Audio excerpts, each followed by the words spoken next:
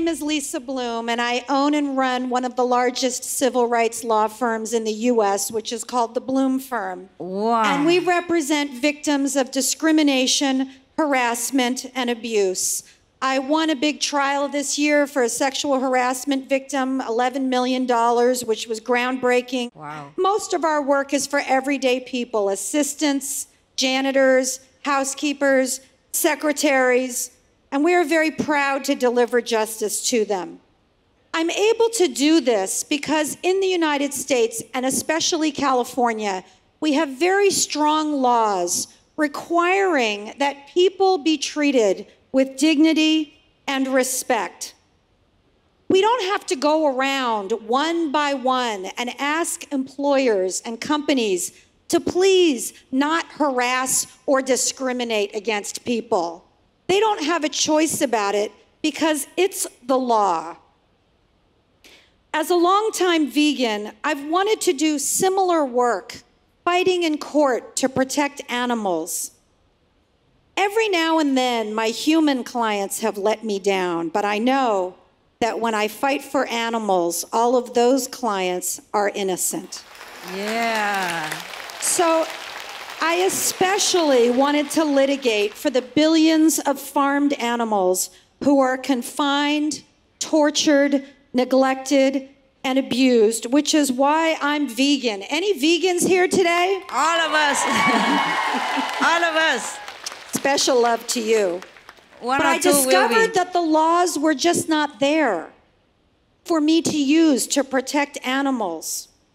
So we can go around and try to convince people one by one to go vegan, and I think we should, but that is awfully slow work. And sometimes human beings backslide. What we need are laws.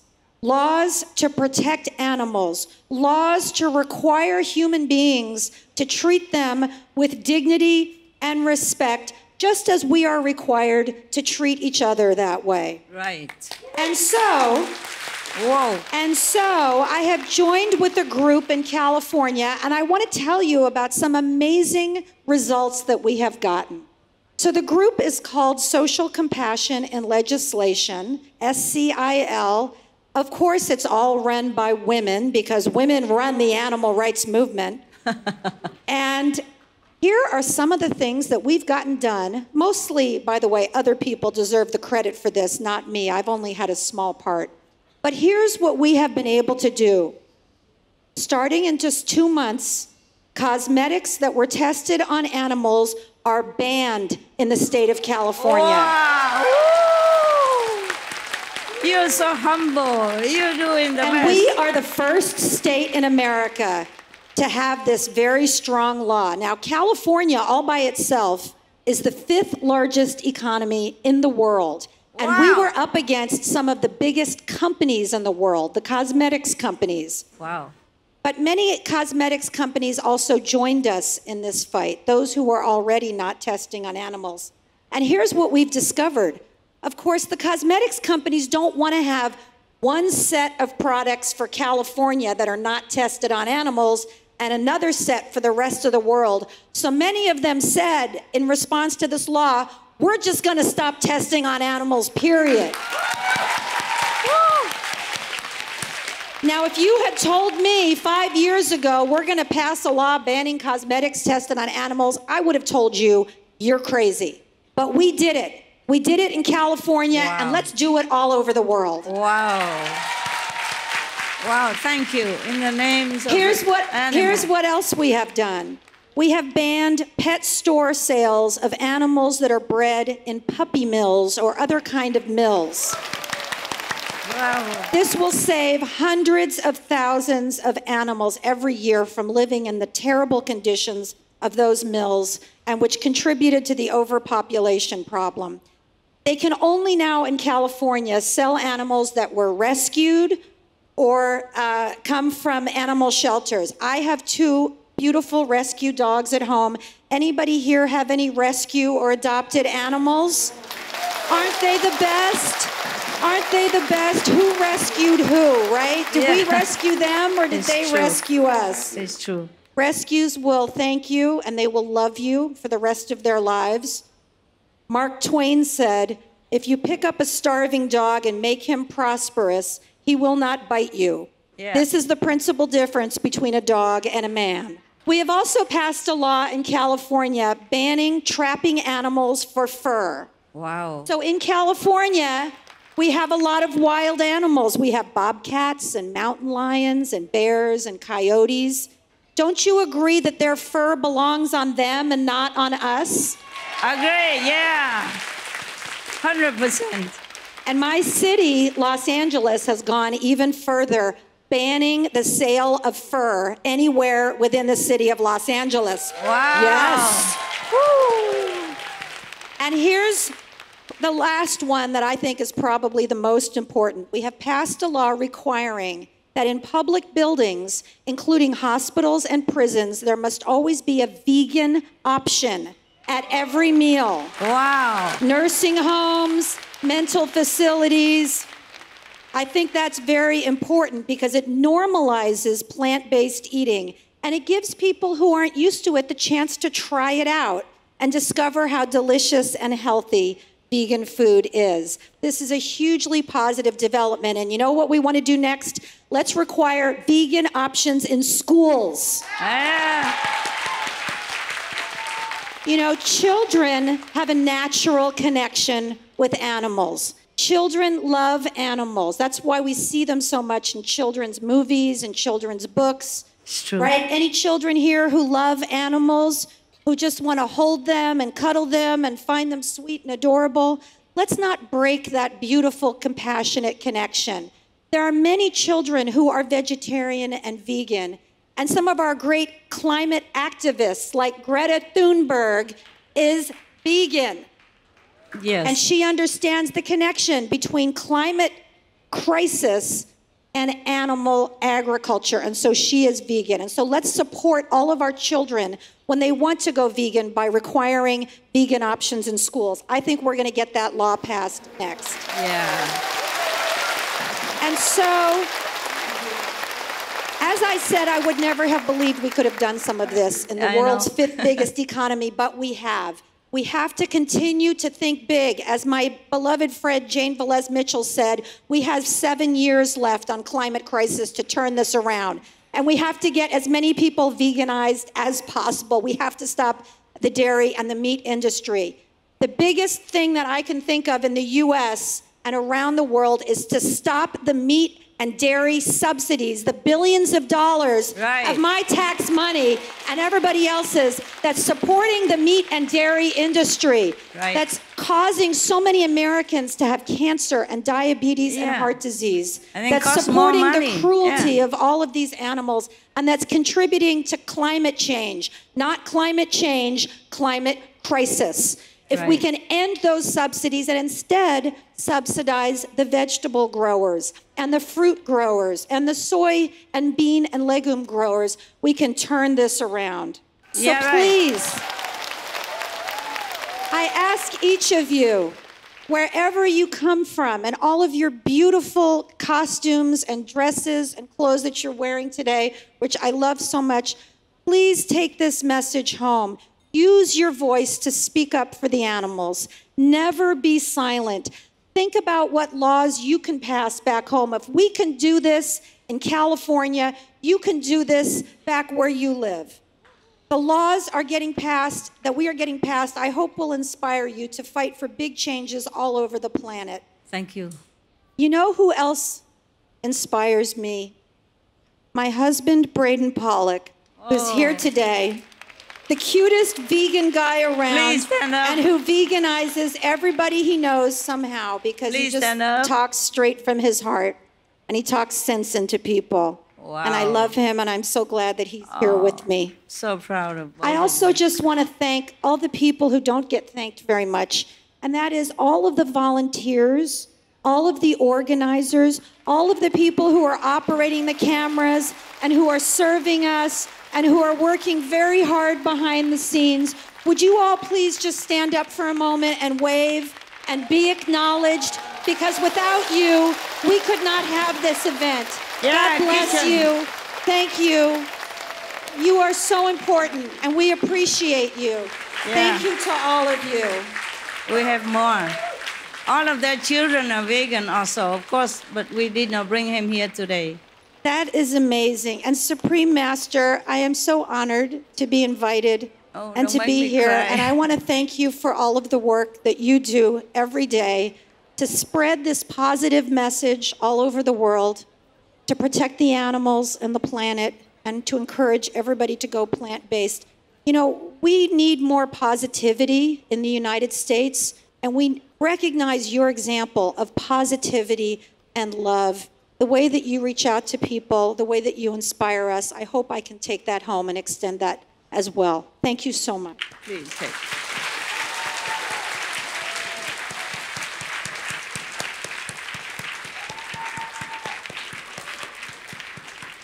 You're so lucky to have each other.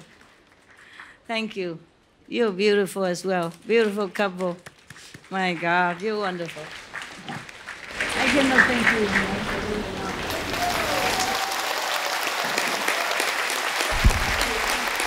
Compassionate, as loving, as beautiful. Thank you. Your husband also. Thank you. Bless, I appreciate that. Bless you. He's pretty cute. Beautiful, yes, he is. My God, you've done so much. It's amazing. Thank you for doing everything. You should run for president. Yes. The way she talks. The way you talk, you should run for president. And your husband, vice. Together. Oh, first husband, yeah, and vice president, no, don't want. First husband is cooler, yeah. Don't have a lot of work, but supporting behind. Oh, we're gonna have some program now. It's good. Thank you, Lisa. Thank you, really. God bless you so much. Many thanks for the eye-opening speech. Let's have another round of applause for Lisa Bloom. Yeah, continue blooming. Continue blooming in your love. Thank you. God must have sent you here. Yeah, so strong, powerful, and beautiful.